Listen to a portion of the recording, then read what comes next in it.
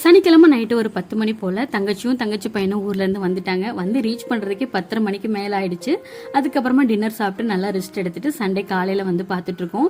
காலையிலேயே ஹஸ்பண்ட் வந்து நான்வெஜ் வாங்கிட்டு வரேன் அப்படின்னு சொல்லிட்டு கிளம்பிட்டாங்க. ஏன்னா ரிலேஷன் வரதெல்லாம் எப்பயாவது ரேராக தான் வருவாங்க. ஏன்னா நாங்கள் கொஞ்சம் வந்து தள்ளி இருக்கோம், எல்லாருமே கொஞ்சம் டிஸ்டன்ஸில் இருக்காங்க. அதனால யாராவது வர்றது அப்படின்னாலே நம்ம வீட்டில் கொஞ்சம் ஹாப்பி அண்ட் ஸ்பெஷல் தான்.